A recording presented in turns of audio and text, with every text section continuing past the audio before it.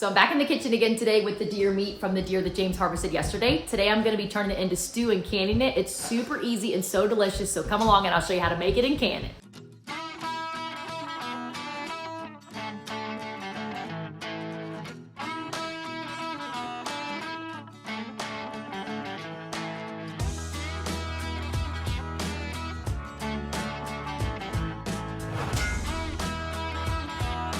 The recipe for today is coming from my old ball blue book.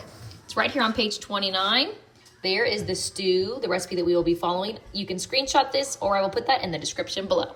So you'll need your meat. I'm using deer meat, but beef or whatever meat you want to use would work, and then your vegetables. I like to keep it traditional and just use carrots, potatoes, and onions, but a lot of people like to add celery or other vegetables. It's whatever you want to add in there. It doesn't matter. It doesn't change the cook time. So the first thing you're going to do is dice up your meat, put it into your big pot, and then you're going to peel and dice up your carrots, your potatoes, and your onion, and also add it into your big pot.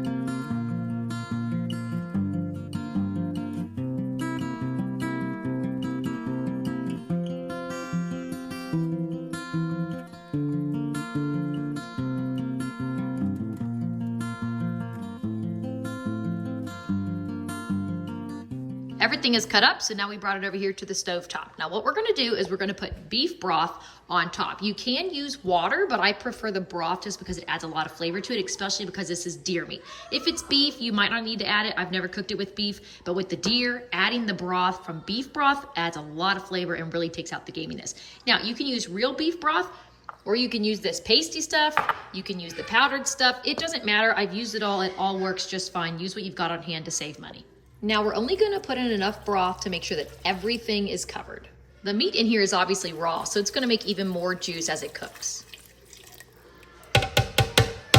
There we go, that's perfect. Now we're gonna give it a good mix, and we're gonna turn the heat on, and we're gonna bring this to a boil, and as soon as it starts boiling, we're gonna shut it off. We're not trying to cook anything, we're just trying to heat it up to where it's nice and hot.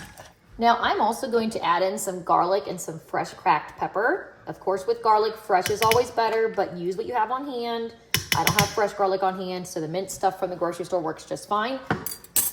And definitely love the fresh cracked pepper. You can add any other seasoning you want as well, but don't add any salt yet because we're gonna add that to the jars once we fill them with the soup. Look at how good this looks, and it's not even cooked, but it's really pretty just with the colors of the vegetables and the spices. This is gonna be good. Our stew came to a boil, so now we're gonna add a teaspoon of salt into each jar, and then we're gonna ladle our stew into there, leaving an inch of headspace, and then we're gonna add our lids and bands, and we'll be ready to pressure can it.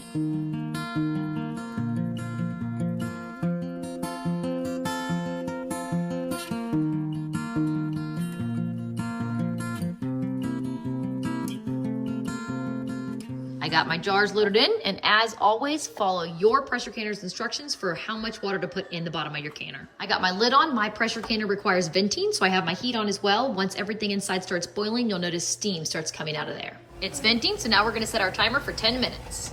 Timer's up, so now we're gonna put our weight on, and now the pressure will start to rise. And we're gonna let this rise until it gets to 10 pounds pressure.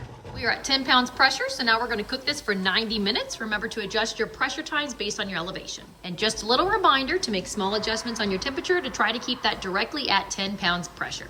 Timer's up, so I turned my heat off, and now we're just gonna let this completely cool down on its own. Don't touch anything. Once that pressure gauge gets to 0, then we can take them out. And it's done, let's take them out.